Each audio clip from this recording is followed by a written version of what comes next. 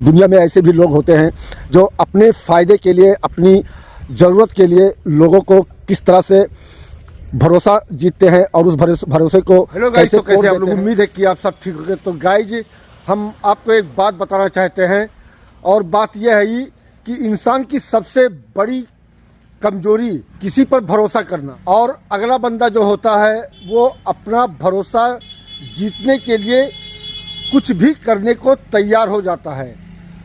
वो ऐसी ऐसी कसम खाता है, ऐसे ऐसे बात करता है कि अगला इंसान भरोसा करने पर मजबूर हो जाता है। और जब उस भरोसे को अगला बंदा जब जीत लेता है कि अब पूरी तरह से हम पर ये ट्रस्ट करने लगा, फिर उसकी जो नियत होती है, उसकी जो ज़रूरत होती है, जिस लिए वो भरोसा जीतना चाहता है, उसमें वो कामयाब हो जाता है। और उसके बाद में उसको इस तरह से यूज़ करता है कि बाद में कुछ दिन गुजरने के बाद, कुछ साल गुजरने के बाद में इस तरह का वो धोखा दे देता है।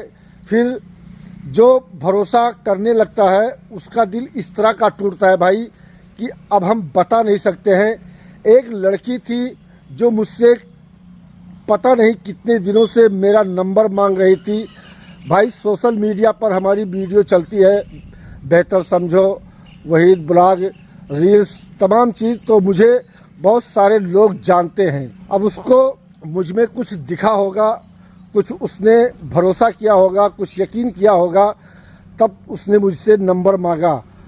मैं नंबर देना नहीं चाहता था, और उसके बाद में जब वो बार बार इस चीज़ को हमसे कह रही थी तो मैंने उसको ऐसा नंबर दिया जो मतलब जल्दी मैं रिचार्ज नहीं करवाता हूँ। इस टाइम पर हर कोई 2 सिम चलाता है और एक ही सिम रिचार्ज करता है, जो मतलब उसका परमानेंटली हर जगह नंबर चलता है। और ऐसे मेरा भी है कि मेरे पास भी 2 सिम है और एक ही सिम मैं यूज़ करता हूँ। एक सिम मेरा बंद रहता है, ज़रूरत पड़ने पर उसको रिचार्ज करते हैं। जब कोई काम पड़ता है, OTP या और कुछ गूगल पे, फ़ोन पे या और कुछ, मतलब जब ख़राब हो जाता है तो उसको बनाने के लिए, उसकी OTP चाहने के लिए उस नंबर को मतलब रिचार्ज करना पड़ता है। जब मैंने उसको नंबर दे दिया, यानी बहुत सोच समझ कर मैंने नंबर दिया, और क्योंकि भाई मुझे बहुत डर लगता है किसी से बात करना। अगर मैं नहीं पहचानता हूँ, नहीं जानता हूँ, तो मैं बात नहीं करना चाहता हूँ, क्योंकि ये जो ज़माना है, दुनिया है ना, बहुत ही ख़राब है भाई। किसी के ऊपर नहीं भरोसा करना चाहिए, किसी के ऊपर नहीं ट्रस्ट करना चाहिए, क्योंकि कब वो आपके साथ में खेल खेल जाए कोई नहीं जानता है। इसलिए भाई मुझे बहुत डर लगता है, इतना डर लगता है कि किसी से बात करना, खास करके लड़कियों से, औरतों से बात करना बहुत डर लगता है मुझे। जेंट्स है, लड़का है तो एक बार चल जाता है, लेकिन इनसे बात करना बहुत डर लगता है। मैंने बहुत हिम्मत करके उसको मैंने नंबर दिया। उसके बाद में उसने मुझे कॉल किया। तो मैं परसों जा रहा था नेपाल, तो बॉर्डर पे ही मतलब अपने गाड़ी का पेपर सही करवा रहा था, भंसार वगैरह, तब उसका फ़ोन आया था मेरे पास। तो मैंने 2 बात किया। उसके बाद में बोला कि अभी मैं नेपाल में हूँ और बात नहीं कर पाऊँगा, मैं लौट के आऊँगा उसके बाद में, तब फिर मैं आपसे बात करता हूँ। फिर मैं जब घर आया तो कल मैंने उसको कॉल किया, क्योंकि उसने कह दिया था कि भाई आप कॉल कर लेना मुझे, हम नहीं कर पाएंगे। तो मुझे कुछ डाउट होने लगा। हमने कहा कि यार क्या मामला है, कैसा है सारा, चलो ठीक है देखते हैं हम। उसके बाद में मैंने उसको जब कॉल किया, और कॉल करने के बाद में जब उसने अपनी सारी हकीकत मुझसे बयान करने लगी, एक तरफ तो तकलीफ़ हो रही थी और दूसरी तरफ डर लग रहा था कि कहीं ऐसा ना हो कि ये बनावटी बातें हैं, या मतलब मुझे इम्प्रेस करना चाहती है, मुझे बेवकूफ़ बनाना चाहती है, बस ये डर लगा था। लेकिन जब उसने सारी हकीकत एकदम से रख दी, और फिर कुछ फ़ोटोज़ वगैरह जो है वो मुझे पहचान करने के लिए भेजा, क्योंकि उसको ये लग रहा था कि जैसे हम पचपड़वा के रहने वाले हैं, तो एक जगह और है वो भी मतलब पचपड़वा में आता है। जैसे सिद्धार्थनगर में भी एक झकैया पचपड़वा है, वैसे एक पचपड़वा और है। अब उस जगह का मैं नहीं नाम बताऊंगा। क्योंकि ज़रूरी नहीं समझता हूँ मैं। उसका शौहर जो था वो पहले बाहर रहता था, उसके बाद में पता नहीं किस वजह से उसका डेथ हो गया और वो दुनिया को अलविदा कहकर चला गया। उसके तीन बच्चे हैं, 2 बच्चियां हैं और एक छोटा सा लड़का है करीब 8-9 साल का। और वो अपनी कहानी बताते बताते इस कदर फ़ोन में रो रही थी, इस कदर रो रही थी कि अब हम क्या बताएं। उसके आगे पीछे कोई मतलब उसके सर पर हाथ रखने वाला नहीं है, उसकी ज़रूरतों को कोई पूरा करने वाला नहीं है। वो इस तरह से टूटी हुई है, इस तरह से टूटी हुई है कि अब हम क्या बताएं। तो जिसके लिए वो मुझे नंबर मांग रही थी, नंबर मैंने उसको जब दिया और जिसकी जानकारी मुझसे वो चाहती थी तो वो मुझसे कहीं दूर है, क्योंकि मैं ना तो मैं उसे पहचानता हूँ, ना जानता हूँ कौन है, कहाँ का है और किस जगह पे है। तो ये सारी कहानी थी। बात करते करते मैंने उससे कहा कि मैं नहीं जानता हूँ और ये जगह भी हमारे यहाँ नहीं पड़ता है और वो कहाँ का रहने वाला है, मैं इसमें से किसी को नहीं जानता हूँ। लेकिन फिर भी उसने यही समझकर वो सारी बातें मुझसे बताई। तो जैसे कि बताया था कि पचपड़वा नाम कई जगह का है, तो हमारे यहाँ का नहीं है।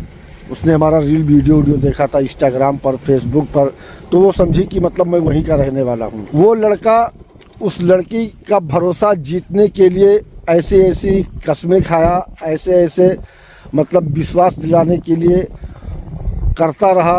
आखिरकार उस लड़की का विश्वास मतलब जीत गया। उसे लड़की कहो या औरत कहो, क्योंकि उसके 3 बच्चे थे। विश्वास जीतने के बाद में उसके साथ में लगभग 3-4 साल, 5 साल, 8 साल, जिस तरह का वो बता रही थी मुझे, उतना दिन उसके साथ में यानी उसके संपर्क में रहा। घर पे नहीं रहता था क्योंकि उसके पास घर भी नहीं है, वो अपने माँ बाप के घर पे रहती है। उसका बाप भी नहीं है इस दुनिया में, औरत का, वो भी मतलब इस दुनिया से जा चुके हैं। और उसका कोई भाई भी नहीं है, शौहर पहले ही जा चुका था, बच्चे छोटे छोटे हैं।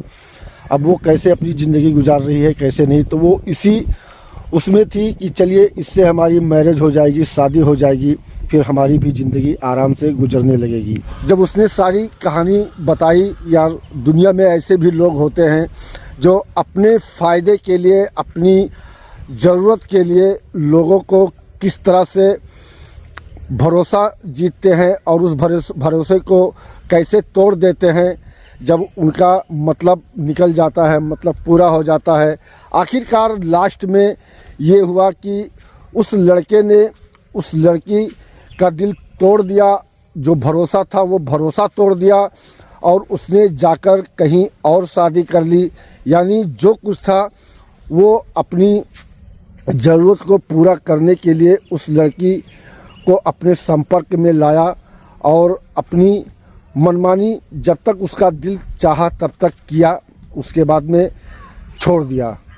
फिर ये सारी कहानी होने के बाद में जब उसको पता चला कि हमारे साथ में इसने बहुत गलत किया है, जिस दिन उसकी शादी थी उसने कॉल किया, पूछा कि आज मैं बारात जा रहा हूँ, जबकि उसी लड़के की शादी थी।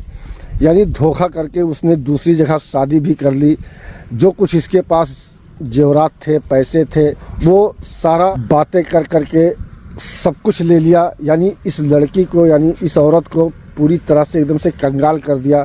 अरे जिसके सर पर शौहर का साया ना हो, बाप का साया ना हो, यतीम हो, मजबूर हो, लाचार हो, उनके साथ ऐसा करने वाला इंसान कभी सुखी नहीं रह सकता है। तो मेरे भाइयों, मेरा कहना यही है यार कि अगर किसी से आप मिलो तो मतलब से ना मिलो, किसी से मिलो तो आप उसकी ज़रूरत के तहत मिलो कि आखिर में उसकी क्या ज़रूरत है, उस ज़रूरत से हमसे जो हो सके हम करें। इस तरह का ना मिलो कि हम अपनी ज़रूरत को उससे पूरा करें, तो ये बहुत गलत है, क्योंकि इसमें अल्लाह भी आपसे नाराज़ होता है।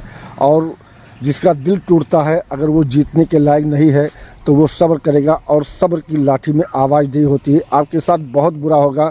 यानी मतलब से किसी को यूज ना करो, उसकी क्या ज़रूरतें हैं, उसकी क्या परेशानियां हैं, वो चीज़ देखो और उसे पूरा करो। फिर उस औरत से मतलब जितना हो सका उतना उसने दौड़ा, यानी थाने पर गई और उसके खिलाफ FIR भी किया और उसके घर भी गई। उस गांव का जो प्रधान था वो प्रधान भी मतलब उसी के तरफ था। भाई जाहिर सी बात है, हमारे गांव में अगर कोई आया है, अगर हमारी कोई गलती है तो हमारे गांव का जो प्रधान है वो हमारी तरफ ही रहेगा, उसके तरफ नहीं रहेगा। आज उसकी स्थिति ऐसी है कि वो दूसरे के घर में काम करती है अपने बच्चों की ज़रूरत को पूरा करने के लिए, अपने बच्चों की पेट भरने के लिए। क्योंकि अगर उसका भी कोई सहारा होता और वही सहारा बनाने के लिए उसने उस पर भरोसा किया, उस पर ट्रस्ट किया, लेकिन अंत में उसने उसको इस कदर का धोखा दे दिया कि सारा चीज़ उसका ले लिया और उसके बाद में उसको छोड़ दिया। जब उसको पता चला तो उसका दिल एकदम से टूट गया। कहानी पूरा सुनने के बाद में भाई मुझे बहुत तकलीफ़ हुई, इतना तकलीफ़ हुई कि हम बता नहीं सकते हैं आपको।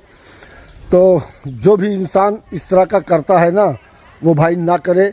ये बहुत बड़ा गुनाह है और इस गुनाह से बचना चाहिए, क्योंकि हम अपनी ज़रूरत को पूरा करने के लिए किसी का दिल ना दुखाएं, किसी की दिल को ठेस ना पहुंचाएं, क्योंकि ऐसा करने वाले को अल्लाह कभी माफ़ नहीं करता है, ये जान लो। तो ये बात मुझे आज बतानी थी, जो मैंने अपने वीडियो में आप सबको बता दिया है। क्योंकि भाई हमने सोचा यार कि इस तरह की बातें जो होती है तो ज़रूर कहना चाहिए, बताना चाहिए। हो सकता है कोई अगर ऐसा करता हो तो उसके दिल में आ जाए, अगर हमारी वीडियो देख रहा है तो थोड़ा वो भी अल्लाह से डर जाए कि ये गलत है तो गलत है। बाकी आगे हम क्या कहें, बस इतनी सी बात थी। अल्लाह से दुआ करिए कि उसकी जो ज़रूरतें हैं, उसकी जो परेशानियां हैं दूर हो जाएं और अपने उन बच्चों की परवरिश सही ढंग से कर ले। जब बच्चे उसके बड़े हो जाएंगे तो उसकी परेशानी दूर हो जाएगी। बेटियां दो हैं, एक बेटा है, सारी जिम्मेदारी उस बेटे पर आएगी और उस बेटे को ही करना पड़ेगा। हो सकता है कि मैं इस वीडियो को बढ़िया से एक्सप्लेन ना कर पाया हूँ, क्योंकि भाई मेरा तजुर्बा नहीं है कि मतलब कोई कहानी को हम बढ़िया से एक्सप्लेन कर दें और बता दें। लेकिन जो भी बात मैंने कही है 100% सही है। उसकी बात सुनने के बाद में काफ़ी दुख हुआ, मुझे काफ़ी तकलीफ़ हुआ है।